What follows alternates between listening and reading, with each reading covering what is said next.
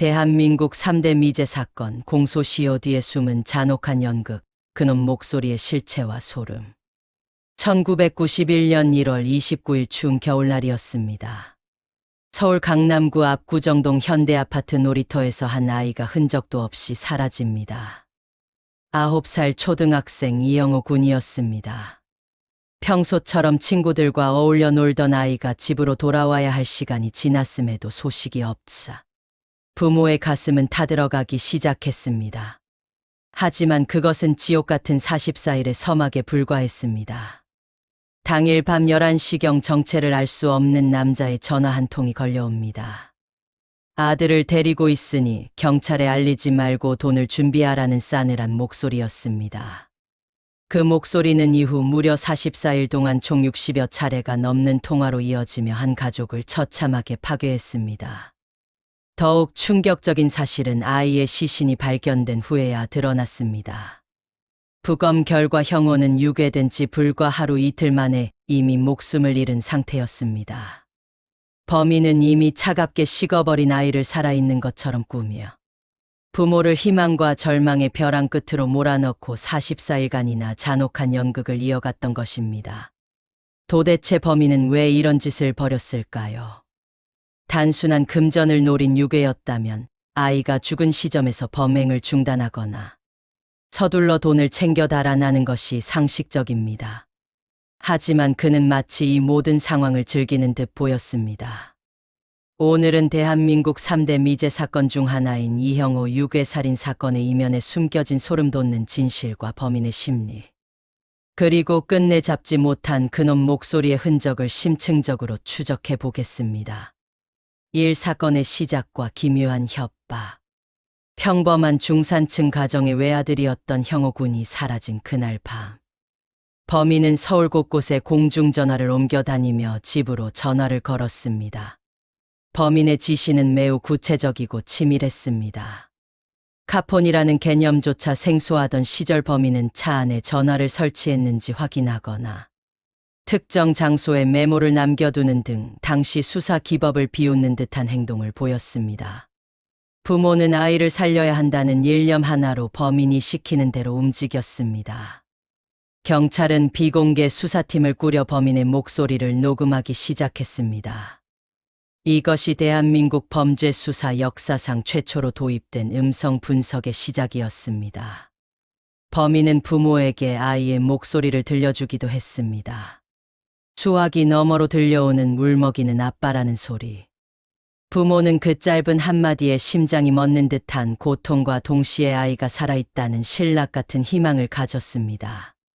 하지만 훗날 밝혀진 바에 따르면 그 목소리는 형호의 것이 아니었거나 혹은 유괴 직후 녹음된 테이프였을 가능성이 컸습니다.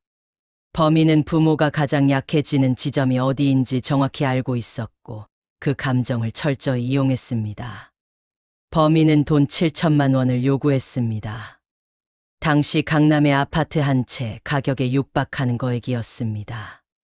돈을 전달하기 위한 접선 과정에서 범인은 마치 경찰의 포위망을 예상이라도 한 듯 번번이 장소를 바꾸며 부모를 농락했습니다. 이 44일간의 잔혹한 집에 범인과의 교신은 한 달을 넘겨 계속되었습니다.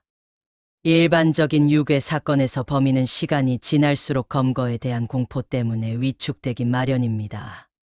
하지만 이 사건의 범인은 달랐습니다. 그는 당황하는 기색 없이 차분하고 냉정했습니다. 심지어 부모의 태도가 마음에 들지 않으면 호되게 질책하며 우위에 서려 했습니다. 전문가들은 범인이 단순한 유괴범이 아니라 일종의 지배욕에 사로잡힌 인물일 수 있다고 분석합니다. 경찰을 따돌리고 한 가정을 자신의 손바닥 위에 올려놓은 채 통제하는 과정에서 쾌감을 느꼈을 가능성이 농후하다는 것입니다. 범인은 한강 둔치나 잠수교, 지하철역, 보관함 등 인파가 많은 곳을 접선 장소로 지정했습니다. 경찰은 잠복 수사를 펼쳤지만 범인은 마치 투명 인간처럼 현장을 빠져나갔습니다. 범인은 차량 이동 시간을 정확히 계산하고 있었고 경찰의 무전망을 도청하고 있다는 의심이 들 정도로 수사망을 교묘히 피해갔습니다. 김포공항 부근의 도로변에 돈 뭉치를 던지라고 지시했을 때 부모는 가짜 돈을 섞은 가방을 던졌습니다. 하지만 범인은 그것이 가짜임을 단번에 알아차리고 전화를 걸어 당신들 아이를 영영 못 보게 될 줄 알라며 불같이 화를 냈습니다. 그 순간 부모가 느꼈을 공포와 죄책감은 이루 말할 수 없었을 것입니다. 시신의 발견과 무너진 희망. 1991년 3월 13일 잠실대교 인근 한강 배수로에서 싸늘하게 식은 형오 군의 시신이 발견되었습니다. 시신은 비닐봉지에 쌓여 있었고 손발이 묶인 채였습니다. 전 국민이 아이의 무사 귀환을 기도했지만 결과는 참담했습니다. 부검의의 소견은 더욱 충격적이었습니다. 아이의 위장에서는 유괴 당일 저녁에 먹은 음식물이 거의 그대로 남아 있었습니다. 이는 유괴된 직후 곧바로 살해당했음을 의미했습니다. 44일 동안 부모가 범인과 나누었던 그 수많은 통화는 시체와 몸값을 바꾸려던 악마의 연극이었던 셈입니다.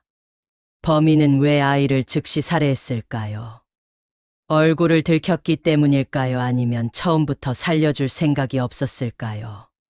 살해 후에도 끈질기게 전화를 걸어 부모를 고통에 빠뜨린 이유는 무엇일까요?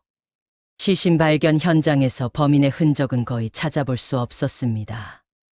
오직 아이의 몸에 남은 결박의 흔적과 주변의 흙 한 줌뿐이었습니다. 수사팀은 범인이 30대 남성이며 서울 말투를 쓰는 고학력자일 가능성이 높다고 추정했습니다. 말투가 어수룩하지 않았고 논리적이었으며 법률이나 수사 용어를 섞어 쓰기도 했기 때문입니다. 하지만 용의선상에 올랐던 인물들은 모두 알리바이가 입증되거나 물증 부족으로 풀려났습니다. 미스터리로 남은 범인의 정체. 이 사건이 여전히 미제로 남은 이유 중 하나는 범인의 치밀함입니다. 당시에는 CCTV가 거의 없었고 공중전화 발신지 추적도 한계가 있었습니다. 범인은 마치 경찰의 매뉴얼을 다 꿰고 있는 사람처럼 움직였습니다. 수사 과정에서 형우의 친척 중 한 명이 유력한 용의자로 지목되기도 했습니다. 그는 형우의 집안 사정을 누구보다 잘 알고 있었고 목소리 또한 녹음된 범인의 목소리와 흡사하다는 감정 결과가 나왔습니다. 하지만 그는 결정적인 순간에 알리바이를 제시했고 거짓말 탐지기 조사조차 거부하며 수사망을 빠져나갔습니다. 또 다른 가설은 범인이 단독범이 아닐 수도 있다는 점입니다. 돈을 요구하는 전화가 걸려오는 시각과 범인이 현장에 나타나는 시각이 묘하게 겹치는 구간이 있었기 때문입니다. 하지만 통화 기록이나 목소리 분석으로는 단 한 명의 그림자만 보일 뿐이었습니다. 44일간의 대장정 속에서 범인은 단 한 번의 실수도 하지 않았습니다. 그는 완벽한 범죄를 설계했고 그 설계대로 대한민국 경찰 전체를 농락했습니다. 공소시효가 만료되는 그 순간까지도 범인의 정체는 베일에 쌓여 있었습니다. 사라지지 않는 목소리. 우리는 영화 그놈 목소리를 통해 이 사건의 비극을 다시금 목격했습니다.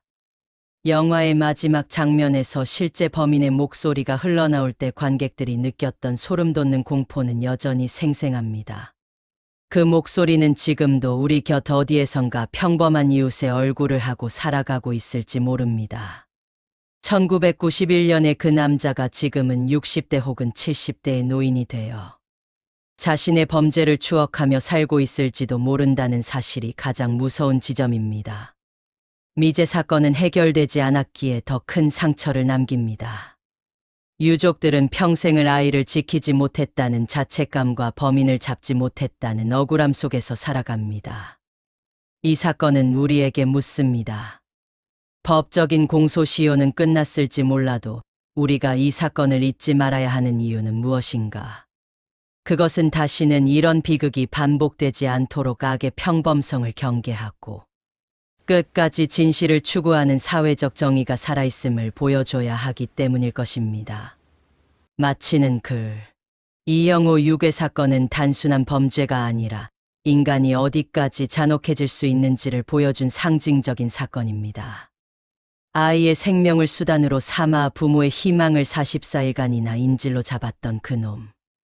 비록 법은 그를 놓아주었을지 몰라도 역사의 기록과 우리의 기억은 그를 영원히 죄인으로 남겨둘 것입니다.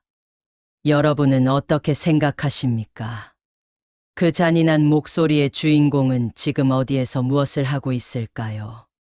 혹시 여러분 주위에 1991년 당시 갑자기 큰돈이 생겼거나 강남 일대의 지리에 밝으면서 냉정하고 침착한 성격을 가진 누군가가 떠오르지는 않으십니까? 진실은 침묵하고 있지만 사라지지 않습니다. 오늘의 이야기가 유익하셨다면 구독과 알림 설정을 부탁드립니다. 여러분의 관심이 잊혀져가는 미제 사건들을 다시 수면 위로 끌어올리는 힘이 됩니다. 다음 시간에도 더 깊이 있고 충격적인 미스터리로 찾아뵙겠습니다. 시청해 주셔서 감사합니다.